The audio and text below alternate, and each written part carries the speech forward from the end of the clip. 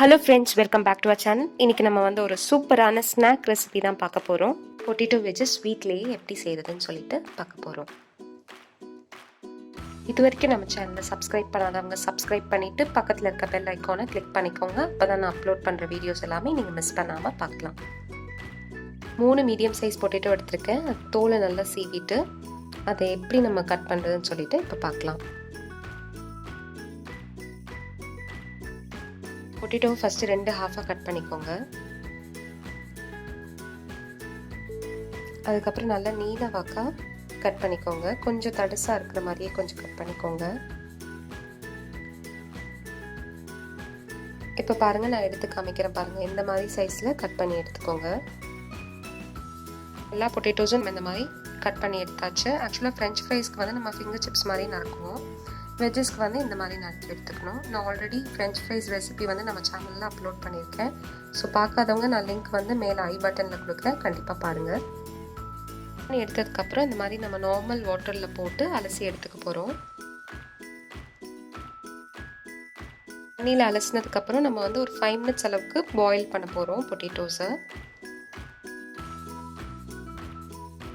தண்ணி கொஞ்சம் சூடானோடனே salt add பண்ணிக்கலாம். நீங்கள் உங்கள் டேஸ்ட்டுக்கு ஏற்ற மாதிரி சால்ட் ஆட் பண்ணிக்கோங்க. இப்போ பொட்டேட்டோஸை தண்ணியில் ஆட் பண்ணிக்கோங்க.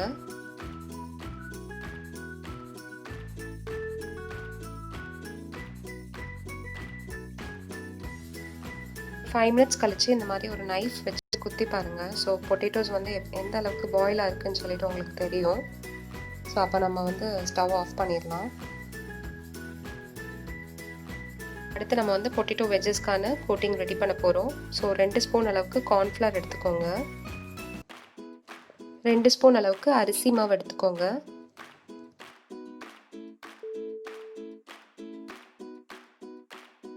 அடுத்து ரெட் சில்லி ஃப்ளேக்ஸ் ஆட் பண்ணிக்கோங்க.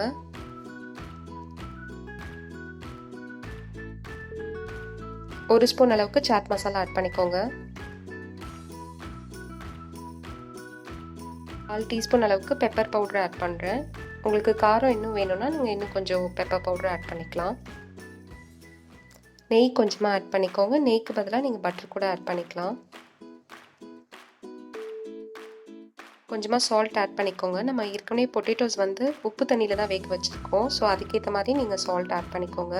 இப்போ கொஞ்சமாக தண்ணி சேர்த்து நல்லா மிக்ஸ் பண்ணிக்கோங்க. பொட்டேட்டோஸை வந்து கோட் பண்ணுறதுக்கு ஏற்ற மாதிரி கொஞ்சம் கொஞ்சமாக தண்ணி சேர்த்து நல்லா மிக்ஸ் பண்ணி எடுத்துக்கோங்க. ஸோ நல்லா மிக்ஸ் பண்ணதுக்கப்புறம் நம்ம பொட்டேட்டோஸை இதில் போட்டு நல்லா பெரட்டி எடுத்துக்கலாம். பொட்டேட்டோஸ் வந்து நம்ம இதில் ஆட் பண்ணிவிட்டு அதை நல்லா மிக்ஸ் பண்ணி எடுத்துட்டு ஒரு 30 மினிட்ஸ் அளவுக்கு ஃப்ரிட்ஜில் வச்சு எடுத்து அதுக்கப்புறம் நம்ம ஃப்ரை பண்ணோம்னா பொட்டேட்டோ வெஜ்ஜஸ் வந்து நல்லா கிறிஸ்பியாக இருக்கும், நல்லா டேஸ்ட்டாகவும் இருக்கும்.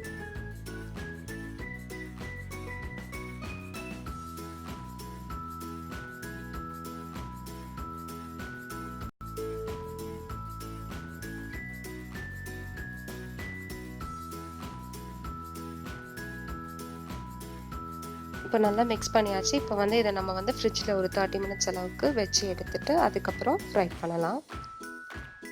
30 மினிட்ஸ் ஆயிடுச்சு. ஸோ ஸ்டவ் ஆன் பண்ணிவிட்டு கடாய் வச்சுட்டு கடாய் கொஞ்சம் சூடானோடனே ஆயில் ஆட் பண்ணிக்கலாம்.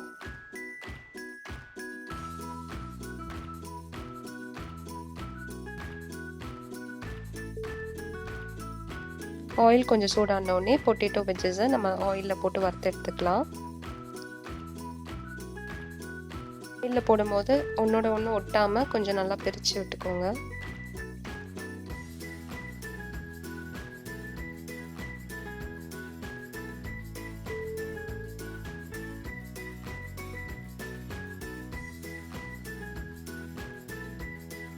ரெண்டு பக்கமும் நல்லா கொஞ்சம் திருப்பி விட்டுக்கோங்க.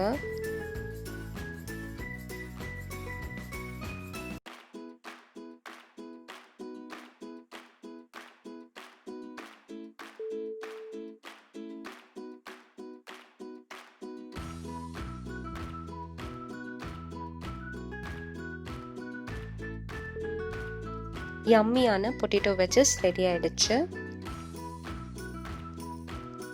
இந்த வீடியோ உங்களுக்கு பிடிச்சிருந்தா நம்ம சேனலை லைக் பண்ணுங்கள், ஷேர் பண்ணுங்கள், சப்ஸ்கிரைப் பண்ணுங்கள். ரெசிபியை ட்ரை பண்ணி பார்த்துட்டு மறக்காமல் கமெண்ட் பண்ணுங்கள்.